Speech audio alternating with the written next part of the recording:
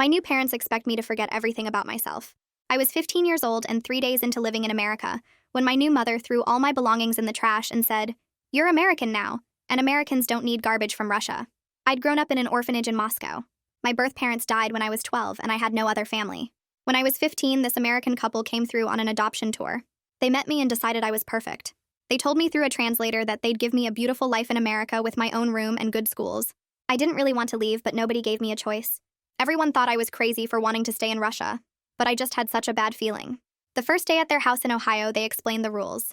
First, I was only allowed to speak English, not a single word of Russian. They said immersion was the fastest way to learn, and that holding on to my old language would prevent me from becoming American. I tried to explain through gestures that I barely knew any English, maybe 20 words total. The mom who told me to call her Patricia said, "Then I guess you better learn fast." From that moment on, if I spoke Russian, I got punished, even if I was talking to myself.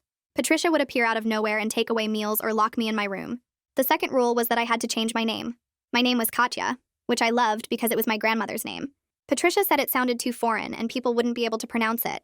She gave me a list of American names to choose from. I picked Olivia because it was the shortest. Patricia started calling me Olivia immediately and corrected me every time I said Katya. She told everyone at church that my name was Olivia, and I'd been so excited to come to America. When I tried to protest, she'd smile and say, "She's still learning to express herself." Patricia enrolled me in the local high school with no ESL support because she said special programs would make me dependent and lazy. She told the school I was fluent in English and just shy. I sat in classes understanding maybe one word out of every 20. Teachers would call on me and I'd just stare at them. Kids started calling me the Russian robot because I never talked. I'd go home and try to tell Patricia I needed help, and she'd say, "You're not trying hard enough." Patricia went through my suitcase the first week and threw away everything I'd brought from Russia. My books, my photos, a stuffed bear I'd had since I was little, letters from my friends. She said, "You're starting fresh and you can't do that while clinging to the past." I watched her dump everything in the trash and I couldn't even tell her what those things meant to me because I didn't have the words.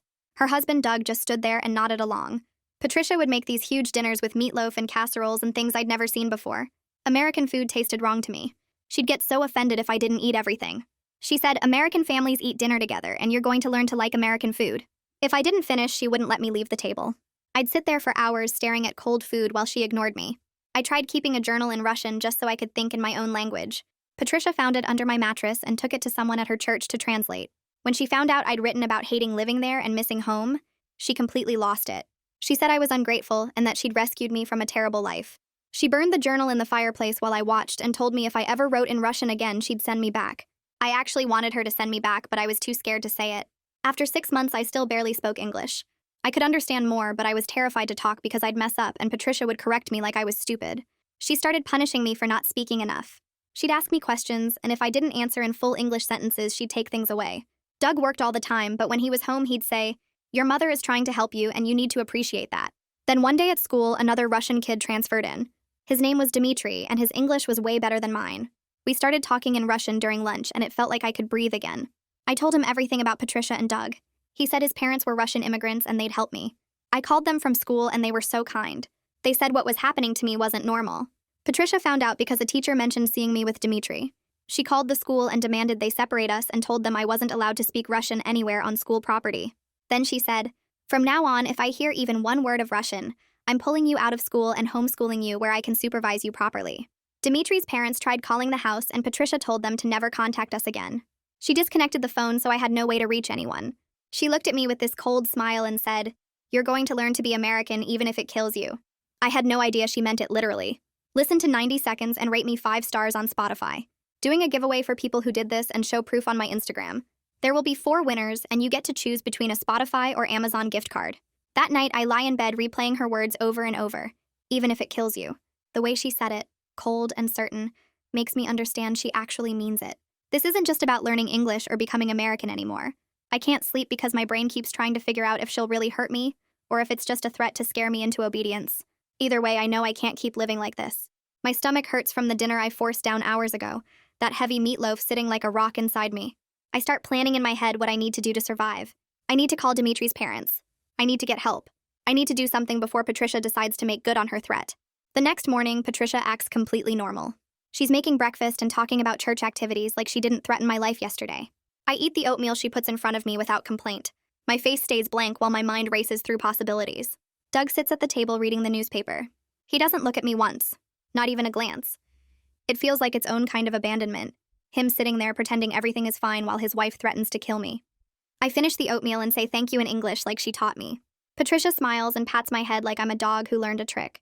At the school, I move through my classes in a fog. I understand maybe one word in 10 from the teachers, but I'm not really trying to understand anymore. I'm thinking about Dimitri's parents and their phone number. I'm thinking about how to get to a phone without Patricia finding out. During lunch, I see Dimitri across the cafeteria. He makes eye contact and mouths something in Russian. You okay? I shake my head slightly. Just a tiny movement. He nods back, understanding something is wrong even from a distance. His face gets serious and worried. I look away quickly before a teacher notices us communicating. Between classes, I go to the bathroom. I lock myself in a stall and pull off my left shoe. The scrap of paper is still there, folded tiny and tucked into the inner sole where Patricia wouldn't think to look. I unfold it carefully and stare at the numbers written in Dimitri's handwriting. I memorize them again just in case. 7 numbers that might save my life. I repeat them silently like a prayer. Then I fold the paper back up and hide it in my shoe again. That night, Patricia makes me sit at the table for 3 hours. I didn't finish her meatloaf fast enough.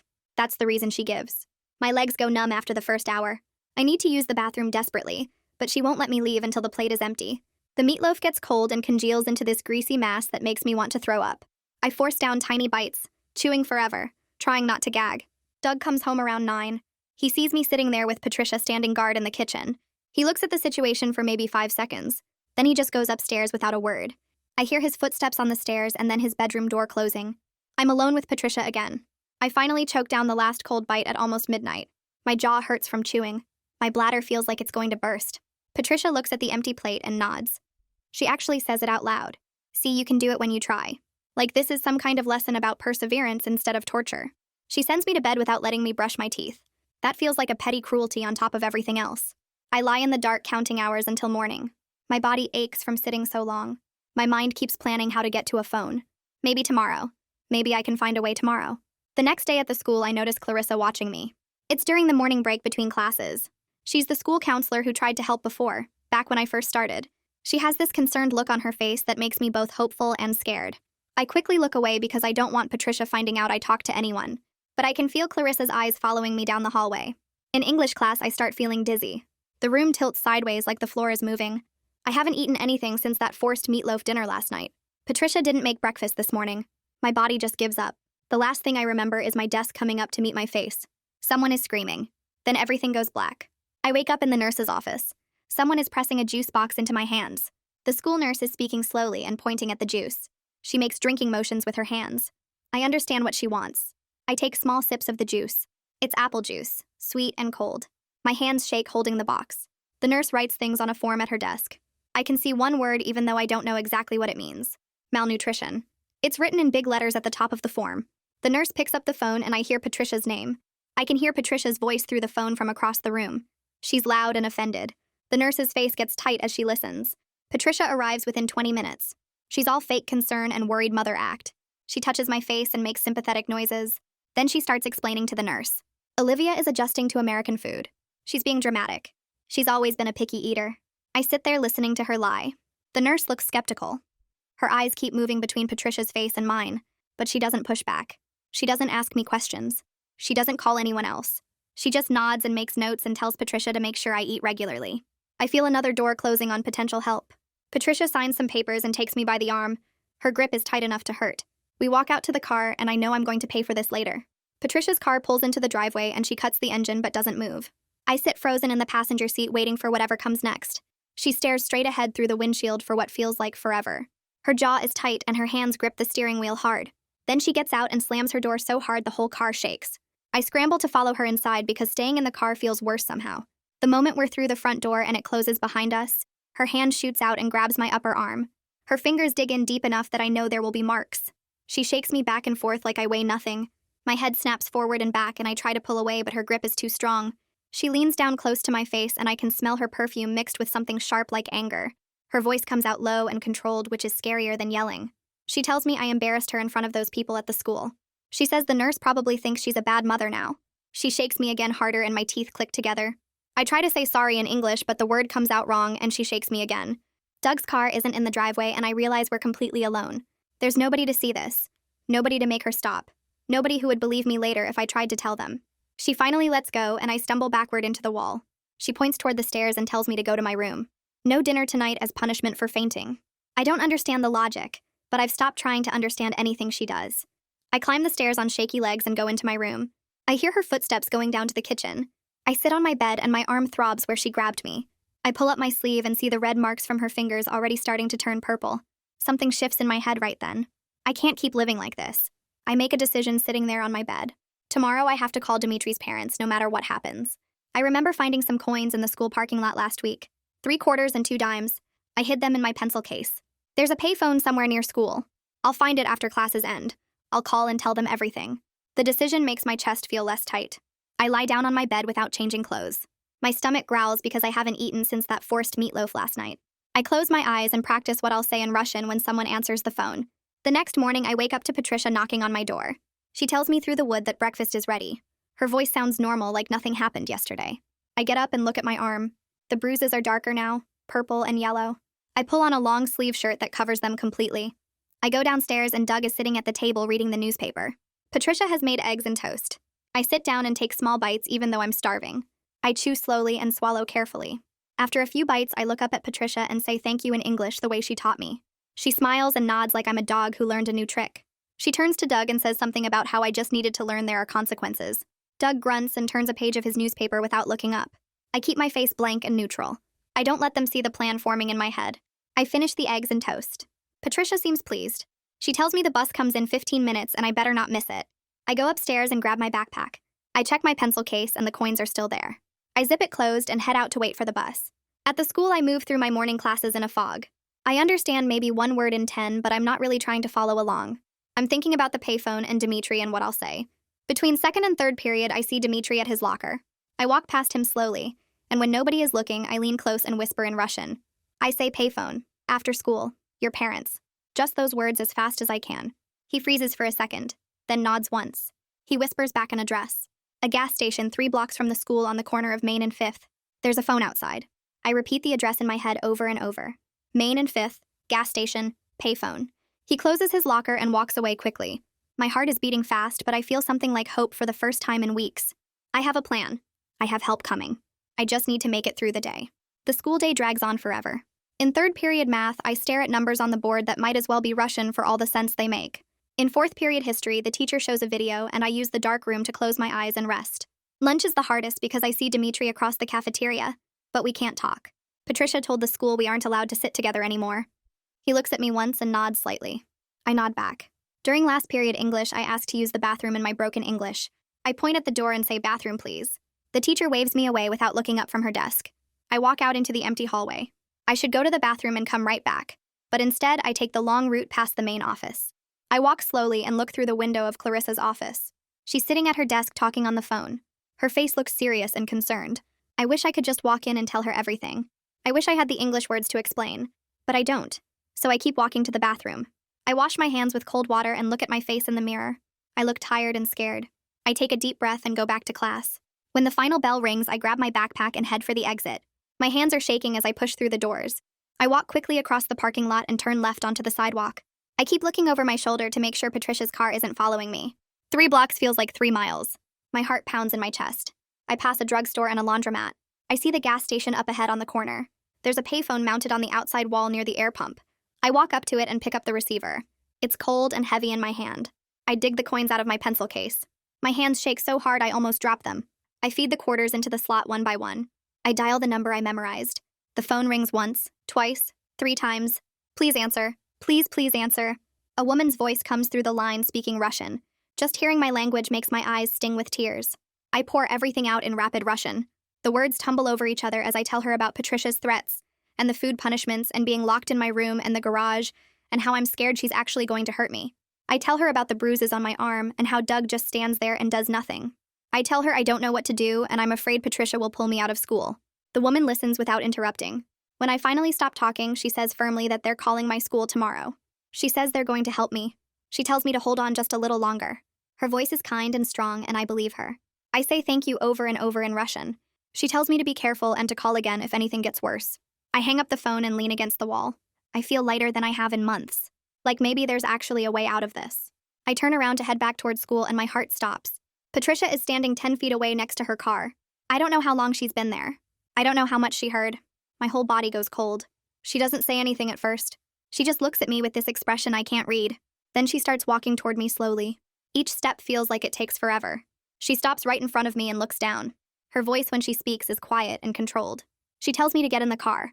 Not yelling, not angry sounding, just flat and cold. That voice is worse than screaming. I walk to her car on legs that don't feel like mine. I get in the passenger seat. She gets in the driver's side and starts the engine. The drive home is silent and terrifying. Patricia's hands are wrapped around the steering wheel, so tight her knuckles are white. I can see her jaw clenching over and over. A muscle twitches in her cheek. She doesn't look at me once. She doesn't say a single word. The silence fills the car like something physical pressing down on me. I want to explain or apologize or something, but I'm too scared to make a sound. We pull into the driveway and she cuts the engine. We sit there for a moment in the quiet. Then she gets out and I follow because what else can I do? Inside the house, she walks straight past the kitchen and up the stairs to my room. I follow her trying to understand what's happening. She goes to my backpack and dumps everything out onto my bed. Books and papers and pencils scatter everywhere. She picks through it all searching. She checks the pockets of the backpack. She opens my pencil case and shakes it. Coins fall out onto the bed. She moves to my desk and pulls open drawers. Then she kneels down and picks up one of my shoes from the floor. She pulls out the inner sole and there's the paper. The phone number I wrote down. She holds it up and looks at it. Then she looks at me. She asks if I think I'm smart. She asks if I think I can go behind her back. Her voice is still quiet and controlled, and that scares me more than anything. She walks toward me holding the paper. Then she grabs my arm. The same one she grabbed yesterday. Right over the bruises. I gasp from the pain. She drags me out of my room and down the stairs. I try to pull away, but she's too strong. We get to the kitchen, and Doug is standing there by the counter. He's home early from work. He sees Patricia dragging me, and his eyes go wide, but he doesn't move. I scream at him in Russian to help me. The words pour out in my own language because I'm too scared to think about English. I beg him to stop her, but he just stands there frozen like he always does. Patricia pulls me past him toward the door that leads to the garage. She opens it and shoves me through. I stumble down the 2 steps into the cold concrete space. She follows me in and I back away until I hit Doug's workbench. She stands in the doorway looking at me. Then she steps back into the house and slams the door. I hear the lock click into place. I bang on the door with both fists and scream for help in Russian and then English and then Russian again because I forget which language I'm supposed to use. Nobody comes and I keep banging until my hands hurt and my throat feels raw. I try the doorknob even though I heard the lock click and it doesn't move at all. The garage is dark except for a little light coming under the door from the house and I can see my breath in the air already. It's November and freezing and I'm only wearing my thin school shirt because Patricia grabbed me so fast I didn't have time to get my jacket. I bang on the door some more and yell Doug's name because maybe he'll help me, but there's just silence from inside the house. My hands are starting to go numb from hitting the cold metal door, and I finally give up and slide down to sit on the concrete floor. The floor is so cold it hurts to sit on it and I pull my knees up to my chest trying to keep warm. I look around the garage and it's full of Doug's tools and boxes in the car, but nothing that can help me get out. There's a small window way up high near the ceiling, but it's too far up for me to reach and probably locked anyway. Hours go by and it gets darker as the sun goes down outside. The little bit of light under the door disappears and I'm sitting in complete darkness. I can't see anything at all and the cold is getting worse and worse. My whole body is shaking and my teeth are chattering so hard it hurts my jaw. I stand up and try to do jumping jacks to stay warm like I learned in gym class, but my legs are so stiff from the cold that I can barely move. I pace back and forth in the dark, bumping into things and trying not to think about how cold I am. But after a while, I'm too tired to keep moving and I just curl up in the corner where 2 walls meet.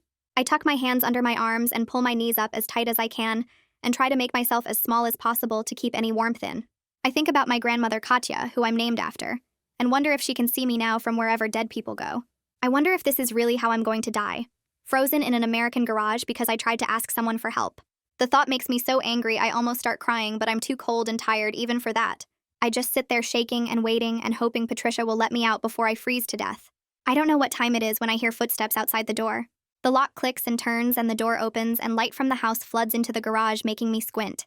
Patricia stands in the doorway looking down at me curled up on the floor. She stares at me for a long moment and then she says in that flat, cold voice, "Have you learned your lesson?" I nod as fast as I can because I'll say or do anything to get out of this freezing garage. She steps back and I scramble to my feet and stumble past her into the warm house. My legs barely work and I almost fall on the stairs. Patricia follows me up to my room and I think maybe I can finally get warm under my blankets. But she walks over to my bed and pulls off the blanket and pillow. She tucks them under her arm and walks out without saying anything else. I'm left standing there in my room with just the bare mattress and I'm still so cold I can't stop shaking. I lie down on the mattress and curl up in the same position I was in the garage, and eventually I fall asleep from pure exhaustion. When I wake up the next morning, I feel terrible. My throat is sore and I'm coughing and my whole body aches. I try to get up for school, but I'm so dizzy I have to sit back down on the mattress. Patricia comes to my door and looks at me, and I can tell she sees how sick I am. She leaves, and I hear her on the phone downstairs, and I catch a few words: flu, and staying home, and few days. I realize she's calling the school to say I'm sick, which means I can't go, and I can't see Dimitri or try to get help from anyone. I'm trapped here in this house with her, and I'm too sick to even try to run away. I lie back down on the bare mattress and drift in and out of sleep all day. Every time I wake up, I'm coughing or shivering, even though I'm not cold anymore. Actually, I think I have a fever. At some point, I hear Patricia downstairs on the phone again, and her voice is cheerful and fake as she says, "Everything's fine, just a little bug." I close my eyes and wish I was anywhere else in the world. The second day of being kept home from the school, I wake up feeling a tiny bit better. The fever is mostly gone, and I'm not coughing as much. But something feels wrong, and I can't figure out what it is at first. Then Patricia comes into my room with a tray, and she's smiling, which she never does. She sets the tray on my desk, and there's soup and crackers on it. Actual food that looks good. She says in a sweet voice that doesn't match her face, "I called the school to let them know we're starting homeschool next week." My stomach drops so fast I feel sick all over again. Homeschool means I'll never leave this house, never see other kids, never have any chance of getting help from anyone. Patricia is going to cut me off completely from the outside world, and there's nothing I can do to stop her. She leaves the room still smiling that wrong smile, and I stare at the soup, but I can't eat it because I feel like I'm going to throw up. That afternoon, I hear Patricia's car leave, and I know she's going to the grocery store like she does every week. As soon as the car is gone, I get out of bed even though I'm still weak and dizzy. I creep downstairs as quietly as I can and go straight to the phone in the kitchen. But when I pick it up, there's no dial tone, just silence. I follow the cord and see that Patricia has completely disconnected it from the wall and taken the cord with her. I check the phone in the living room, and it's the same thing. Disconnected, and the cord is gone. Then I notice the windows, and I go over to try to open one, but there's a new lock on it that needs a key. I check every window on the first floor, and they all have the same new locks. The house has become a prison, and Patricia has made sure I can't escape or call for help. My hands are shaking as I realize how carefully she's planned this, how she's been preparing to lock me away completely. I'm standing by the living room window looking out at the street when I hear Patricia's car pull into the driveway. I freeze because I don't know if I have time to get back upstairs before she comes in. The front door opens, and Patricia walks in carrying grocery bags, and she sees me standing there by the window. She sets the bags down slowly and looks at me with this cold smile that makes my blood feel like ice. She walks over to where I'm standing and says, "I've talked to the school, and they've approved homeschooling starting Monday, so you won't need to go back." I feel panic rising up in my chest because school was my only connection to people who might help me, and now even that is being taken away. Patricia picks up her grocery bags and walks to the kitchen, and I just stand there by the window feeling like the walls are closing in on me. Monday morning comes, and I'm still at home. I hear the phone ring downstairs, and Patricia answers it. I creep to the top of the stairs to listen, and I can hear it's Clarissa's voice on the other end asking to speak with me. Patricia's voice is smooth and calm as she says, "Olivia is sick with the flu. We'll call when she's better." But then Clarissa says something that makes Patricia's whole body go stiff, and her voice gets tight. I catch words like truancy laws and documentation and homeschool withdrawal. Patricia is gripping the phone so hard her knuckles are white and she's not smiling anymore. She says something short and hangs up fast. Right away, Patricia picks up the phone again and dials a number. I can tell she's calling the school office and she's trying to sound calm, but I can hear the anger underneath. She's talking about withdrawal paperwork and homeschool approval, and she wants it done right now. But then I hear her say, "What do you mean 48 hours? And her voice gets louder. The person on the other end is saying something and Patricia argues back, but whoever it is isn't backing down. Finally, Patricia says, "Fine," in a voice like she's biting off the word, and she hangs up hard. I listen from the stairs and I realize the school is making her wait 2 days to process the withdrawal, and I have to go to the school until then. It's a tiny window of time, but it's something. It's a chance. The next morning, Patricia drives me to the school, and the whole way there she doesn't say a word, but her hands are tight on the steering wheel. When we get to the school parking lot, she finally speaks, and her voice is quiet and dangerous. She says if I say anything to anyone, she'll make sure I regret it, and I know exactly what she means. She doesn't just drop me off at the door like normal. She parks the car and gets out and walks with me all the way into the building and down the hall to my first class. She stops the teacher in the hallway and says in her fake sweet voice, "Olivia is still recovering. Please send her to the nurse if she seems unwell." The teacher nods, and Patricia gives me one last look that's full of warning before she turns and walks away. I go into the classroom and sit at my desk, and I can feel her threat hanging over me like a weight. But I also know I have maybe 2 days, 48 hours, to figure out how to get help before she pulls me out of school forever and locks me away in that house where nobody will ever find me. The next day at the school, I move through the morning in a fog of fear and planning. During lunch, I sit at my usual table alone and pick at the food on my tray without eating much. Across the cafeteria, I spot Dimitri, and our eyes meet for just a second. He gets up from his table and walks past mine, and as he goes by, he drops something small onto my tray. I look down and see a folded piece of paper the size of a postage stamp. My hands shake as I unfold it under the table and read the Russian words written in tiny letters. It says his parents called the school yesterday and talked to someone named Clarissa. My heart jumps because that's the counselor who tried to help me before. I grab my pencil and write back on the same paper in even tinier letters. I write in Russian that Patricia knows something is happening and she's trying to pull me out of school and I need help fast. I fold the paper back up and wait until Dmitri walks past again on his way to dump his tray. I slip the note into his hand as he goes by and he closes his fingers around it without looking at me. A minute later, I see him reading it at the trash can and his whole face goes white like someone punched him. He crumples his lunch bag and throws it away and then walks quickly out of the cafeteria, probably going to find Clarissa right now. The afternoon drags by and I can barely focus on anything the teachers are saying. During third period, someone knocks on the classroom door and hands the teacher a note.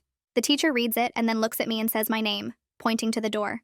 My stomach drops because I remember Patricia's warning this morning about not talking to anyone. I gather my books with shaking hands and walk to the door, sure that Patricia somehow found out about the note to Dmitri. The hallway is empty and quiet and my footsteps sound too loud on the tile floor.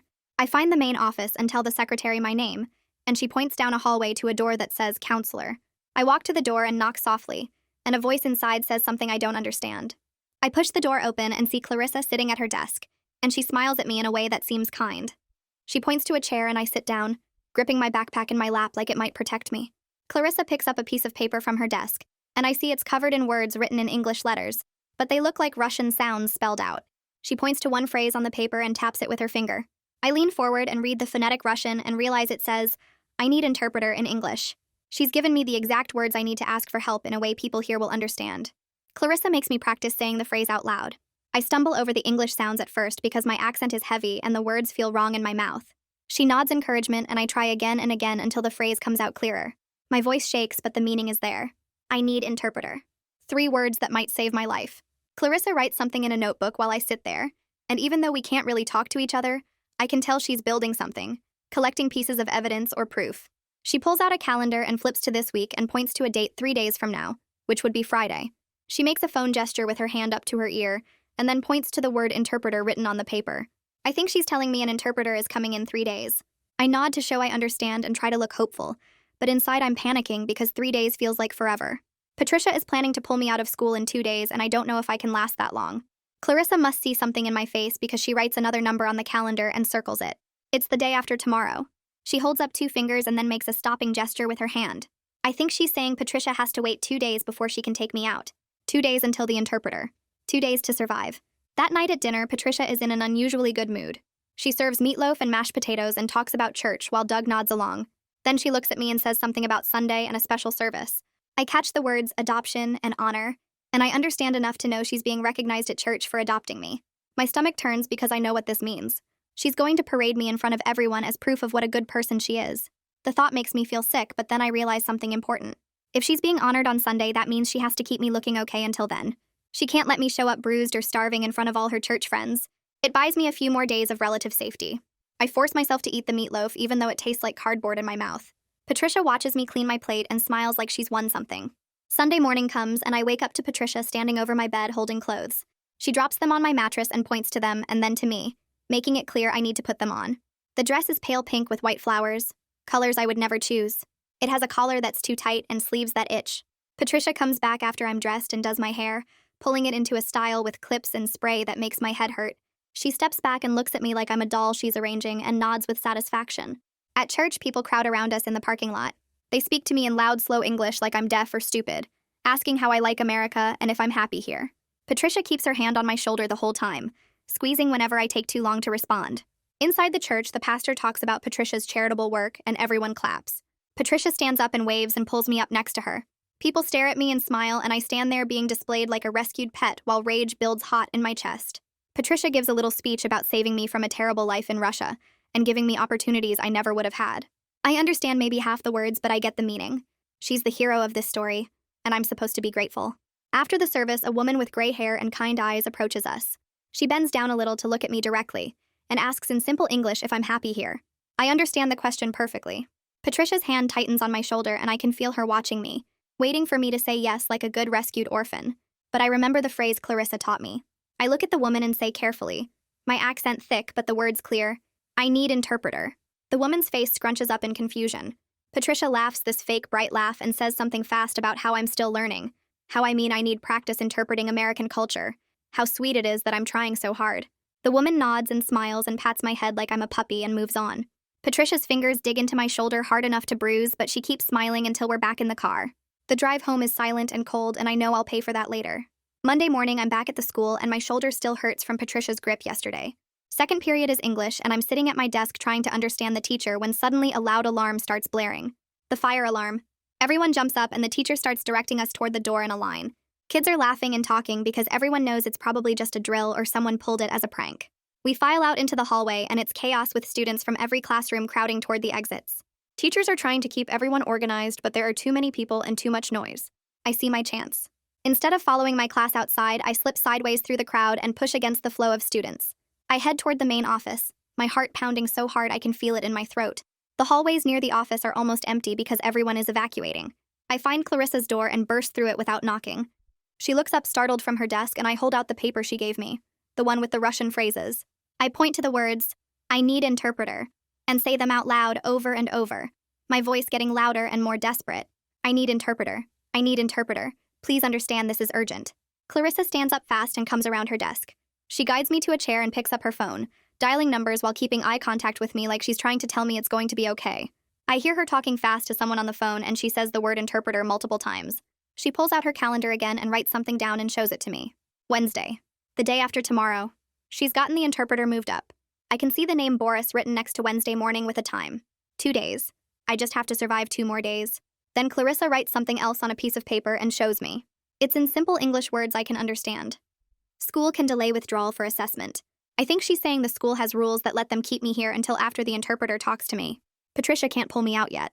The fire alarm finally stops, and I can hear announcements telling everyone to return to class. Clarissa walks me to the door and squeezes my shoulder gently, the opposite of how Patricia did it yesterday. She's trying to tell me to hold on just a little longer. I go home that afternoon knowing Patricia is going to be furious. The school must have called about the fire alarm and me being late getting back to class. When I walk through the front door, Patricia is standing in the kitchen with the phone pressed to her ear. Her face is red and her jaw is clenched tight. She sees me and her eyes go cold. She says something short into the phone and hangs up hard. Then she turns to me and I can see she's trying to control her anger. She says in that fake calm voice that the school is refusing to process my withdrawal until some kind of assessment is done. She says I'm still going to have to go to that school for 2 more days. The way she says it makes those 2 days sound like a threat. Doug is sitting at the kitchen table pretending to read the newspaper, but I can see his hands shaking a little. Patricia tells me to go to my room and I do, walking fast before she changes her mind. That night, Patricia doesn't call me down for dinner. I sit in my room listening to the sounds of her and Doug eating downstairs and my stomach growls, but I don't dare go down. Hours pass and it gets dark outside. I hear Doug go upstairs to their bedroom and the house gets quiet. Then I hear footsteps in the hallway and my door opens. Patricia stands there in the doorway backlit by the hall light. Her voice when she speaks is different from before, colder and more dangerous than her usual anger. She doesn't yell or threaten loudly. She just says in this quiet, deadly voice that if I think I'm going to embarrass her with whatever I'm planning, I'm wrong. She says tomorrow night I'm sleeping in the garage again, and this time she doesn't care if I freeze. Then she closes the door and I hear the lock click from outside. I lie in bed in the dark, knowing she means it, and knowing that Wednesday morning with the interpreter is my only chance. I have to survive 1 more night in the garage and then maybe, finally, someone will hear my story in my own words and believe me. I lie in bed staring at the ceiling and listening to the house settle around me. Every creak makes my heart jump because I keep thinking Patricia is coming back. My eyes won't close even though I'm so tired my whole body aches. I keep playing her words over and over in my head about the garage and not caring if I freeze. The way she said it was so cold and flat, like she was talking about throwing out old food instead of locking a person outside in November. I count the hours until morning by watching the numbers on the digital clock next to my bed change. 3 a.m. becomes 4 a.m. becomes 5 a.m. and I still haven't slept at all. When the sun finally starts coming up, I feel like I've been awake for days instead of just 1 night. Patricia makes breakfast like nothing happened and tells me to hurry up or I'll miss the bus. I eat the oatmeal she puts in front of me even though my stomach feels sick. Doug reads his newspaper and doesn't look at me once. I grab my backpack and walk to the bus stop, and the whole ride to the school I'm shaking, but not from the cold. At the school, I go through my morning classes like I'm watching myself from far away. Teachers talk and write on boards and I just sit there understanding almost nothing. During the break between second and third period, I'm standing by my locker when Clarissa walks past and stops. She looks at my face for a long time, and I know I must look terrible because I can feel how puffy my eyes are from not sleeping. She says something in English that I don't understand, but her voice sounds worried. She points at her office and makes a gesture like she wants me to come with her, but I'm too scared. If Patricia finds out I talk to Clarissa again, she'll do something worse than the garage. I shake my head fast and look down at my shoes. Clarissa stands there for another minute and I can feel her watching me, but I don't look up. Finally, she walks away, and I feel relief and disappointment at the same time. In third period, I put my head down on my desk because I'm so tired I can't keep my eyes open. The teacher says something sharp and I jerk my head back up. I try to focus on the board, but the letters swim around and don't make sense. I keep looking at the clock and counting. Wednesday is tomorrow. Boris the interpreter will be at the school tomorrow morning. I just have to survive tonight in the garage, and then tomorrow I can finally tell someone everything in Russian. That thought is the only thing keeping me going. Lunch comes and I see Dmitri across the cafeteria, but we're not allowed to talk anymore. He looks at me and mouths something in Russian that I think is asking if I'm okay. I want to tell him about tonight and about Patricia's threat, but there are teachers watching, so I just look away and eat my lunch alone. The afternoon drags on forever. Each class feels like it takes 3 hours instead of 1. By the time the final bell rings, I'm so exhausted and nervous I feel sick. The bus ride home feels too short. I keep hoping it will break down or get stuck in traffic. Anything to delay getting back to that house. But it pulls up to my stop right on time and I have to get off. I walk up the driveway and my legs feel heavy like I'm walking through water. Inside, Patricia is making dinner and the smell of meat cooking makes my stomach turn. She doesn't say anything to me when I come in, just points at the stairs. I go up to my room and sit on my bed and wait. Hours pass. I hear Doug come home from work. I hear them eating dinner downstairs and talking in low voices. Nobody calls me down to eat. The sun sets outside my window and the room gets dark. I don't turn on the light because I don't want to draw attention to myself. I just sit there in the dark and wait for what I know is coming. Around 8 o'clock, I hear footsteps on the stairs. My whole body goes stiff and cold. The footsteps stop outside my door. The handle turns and Patricia opens the door. She doesn't say anything at first, just stands there looking at me in the dark. Then she says to come downstairs. Her voice is calm, but I can hear something dangerous underneath it. I follow her down the stairs and through the kitchen. Doug is sitting at the table with his newspaper, and he doesn't look up when we walk past. Patricia opens the door that leads to the garage and cold air rushes in. She points at the dark space beyond the door. I don't move because my body won't obey me. She grabs my shoulder hard enough to hurt and pushes me forward. I stumble through the doorway and hear the door slam behind me. The lock clicks and I'm alone in the pitch black. It's so much colder than last time. The concrete floor feels like ice through my thin socks. I can't see anything at first, but my eyes slowly adjust, and I can make out shapes in the darkness. Doug's workbench, shelves with tools and paint cans, the outline of the garage door. My breath comes out in white clouds. I start walking back and forth to try to stay warm, but I'm already shivering hard. I count my steps. 10 steps to the garage door. Turn around. 10 steps back to the inside door. Turn around. 10 steps to the garage door. I do this over and over until my legs ache. The cold seeps through my clothes and into my skin. My fingers start going numb. I shove my hands under my armpits, but it doesn't help much. An hour passes, maybe 2. I lose track of time.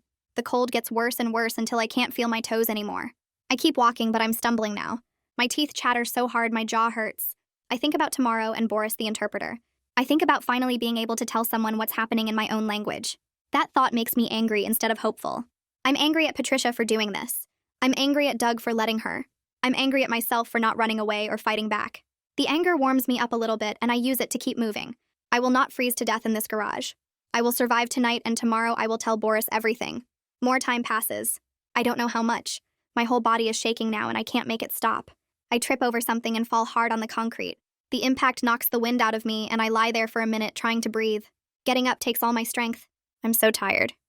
I just want to lie down and sleep, but I know if I do that I might not wake up. I force myself to keep walking. 10 steps. Turn around. 10 steps. Turn around.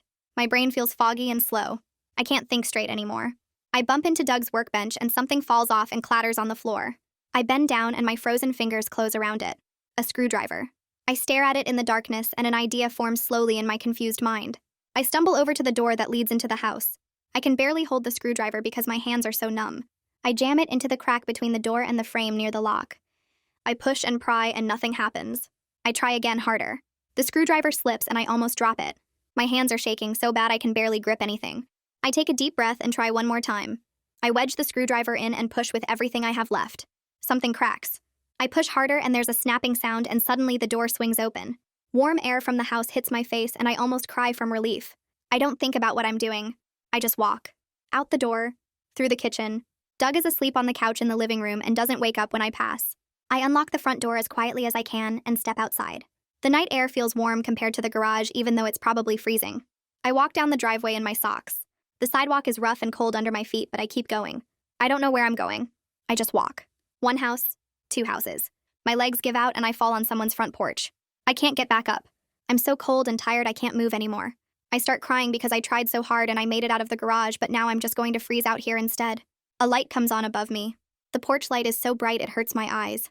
The front door opens and a woman in a bathrobe looks down at me. She makes a shocked sound and kneels down next to me. She's saying things I don't understand, but her voice sounds worried and kind.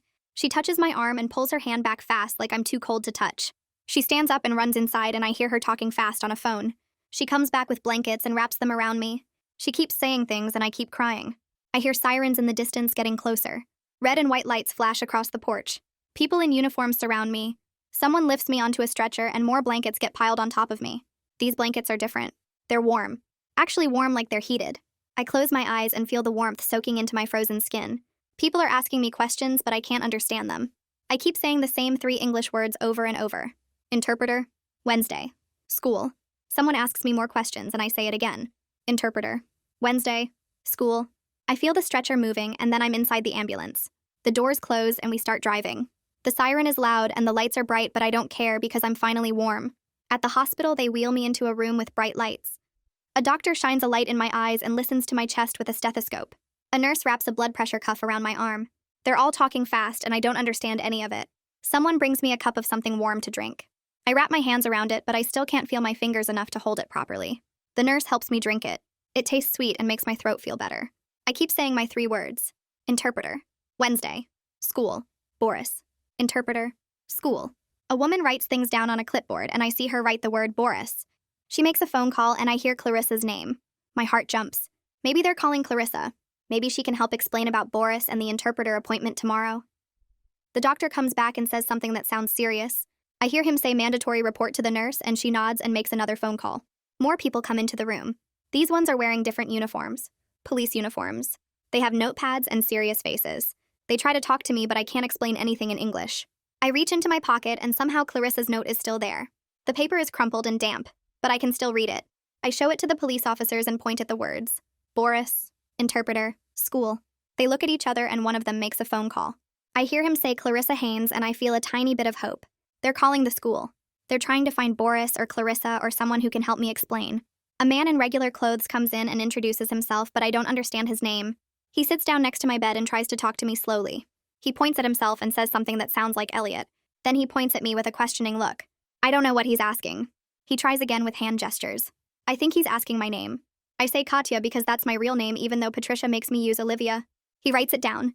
He asks me more questions I don't understand. I keep shaking my head and saying Boris, interpreter.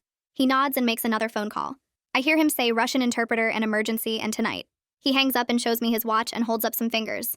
I think he's telling me the interpreter is coming, but I don't know when. Time passes weird in the hospital. I drift in and out of sleep under the warm blankets. Every time I wake up, I'm scared Patricia will be standing there, but she's not. It's just nurses checking on me and the man named Elliot sitting in a chair nearby. At some point, the room gets brighter and I realize it's morning. Wednesday morning. The day Boris was supposed to come to the school. A nurse brings me breakfast and I eat it slowly. My body is starting to warm up finally. I can feel my fingers and toes again and they hurt like they're burning, but the nurse says that's good. That means they're not frostbitten. Elliot's phone rings and he answers it. He talks for a minute and then hangs up and smiles at me. He points at his watch and holds up his hand. 5 fingers. I think he's saying the interpreter will be here in 5 minutes. Or maybe 5 hours. I don't know. But he looks happy, so I think it's soon. I sit up straighter in the bed and wait. 15 minutes later, a man walks into the room carrying a briefcase. He's tall with gray hair and glasses. He looks at me and says something in Russian. The words hit me like a physical thing. I start crying before I can stop myself. He walks over quickly and sits down next to the bed. He says his name is Boris and he's here to help me. He says I'm safe now and I can tell him everything. The words pour out of me in Russian. I tell him about Patricia and the rules and the garage. I tell him about the food punishments and being locked in my room. I tell him about her taking away everything from Russia and burning my journal. I tell him about her threatening to pull me out of school and saying she didn't care if trying to make me American killed me. I tell him about last night in the garage and thinking I was going to freeze to death. I tell him everything and I can't stop crying while I talk. But I keep going because I need to get it all out. Boris listens and writes things down in a notebook. His face gets more and more serious as I talk. When I finally stop because I've run out of words, he sits there for a minute just looking at me. Then he turns to Elliot and the police officers and starts translating everything I said. I watch their faces while Boris talks. Elliot's jaw gets tight and he writes fast in his own notebook. The police officers look angry. One of them asks Boris a question and Boris asks me in Russian, "Did Patricia ever hit you?" I tell him about the garage and being pushed and having my arm grabbed hard enough to leave bruises. I show them the bruises on my shoulder from yesterday. Boris translates and more notes get written down. Another police officer comes in and they all talk together in English for a long time. I sit in the bed feeling exhausted but also lighter somehow. I finally told someone everything in my own language and they believed me. I can see it in their faces. They believe me. Elliot comes over and Boris translates what he says. Elliot explains that he works for CPS, which is like Child Protective Services. He says they're filing something called an emergency protective order right now. That means I'm not going back to Patricia and Doug's house. I'm not going back there ever unless a judge says I have to and he doesn't think that will happen. I feel relief crash over me so hard I get dizzy. Boris keeps translating. Elliot says I'll be placed in a temporary foster home today while they investigate everything. He says I'll be safe there and I'll have support, and they'll make sure I get proper help. He says Patricia and Doug can't contact me or come near me. There will be court hearings, but I don't have to see them unless I want to. Boris will be there to interpret everything. I nod because I can't speak anymore. My throat is too tight. Boris stays with me while they do more paperwork. He makes phone calls and talks to people in English and then translates for me in Russian.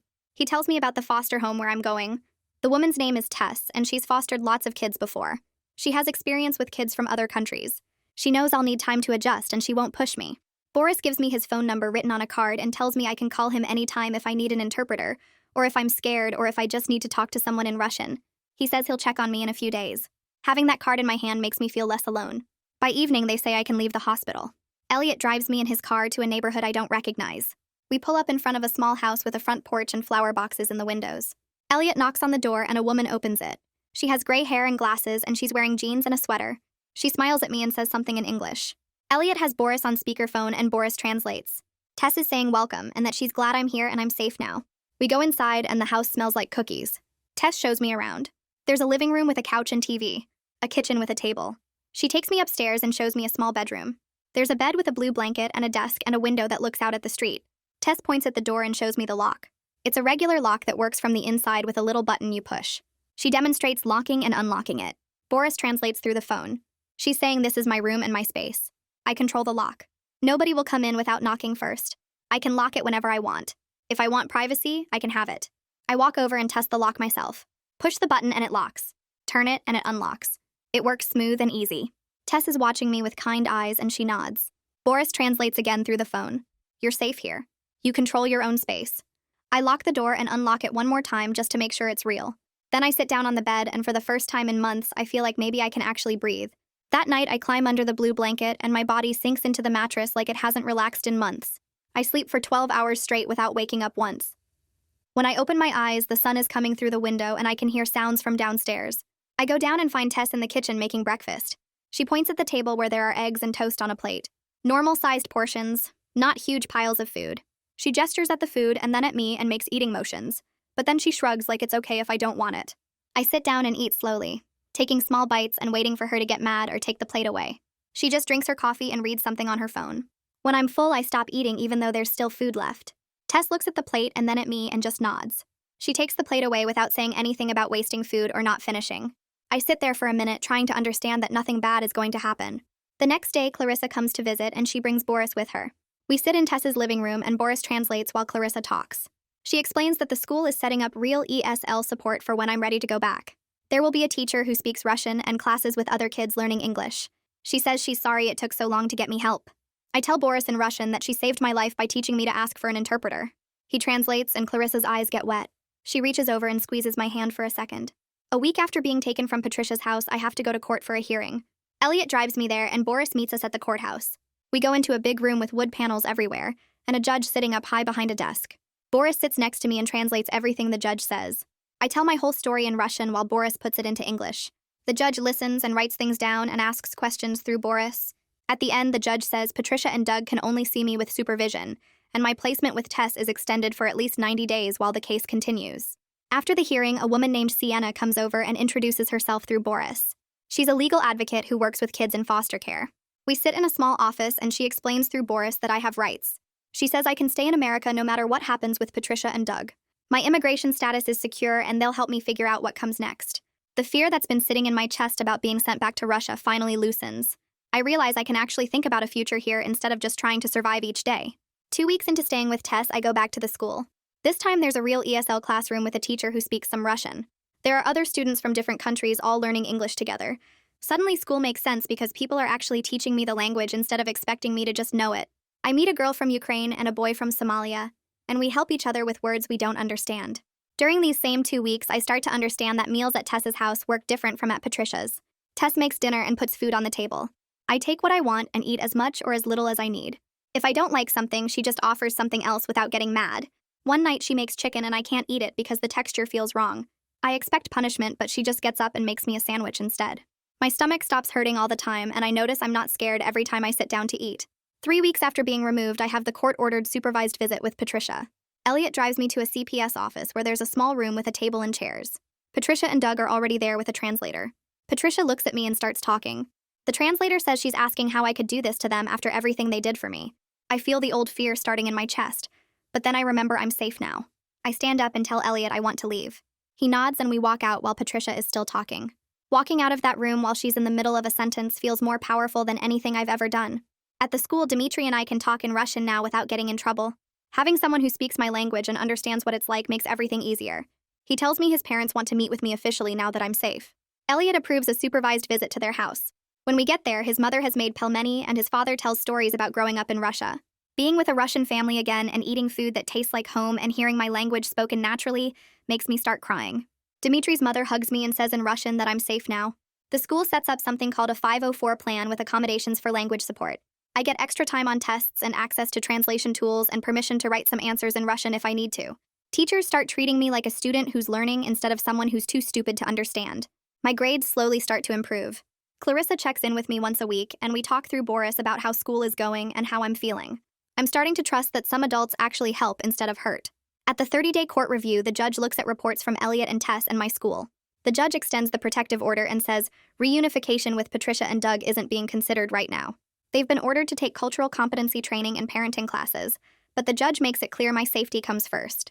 Sitting in that courtroom and hearing the judge say my safety matters makes me feel like the system actually sees me as a person who deserves protection. A week later, Sienna calls me to her office and Boris comes too to translate.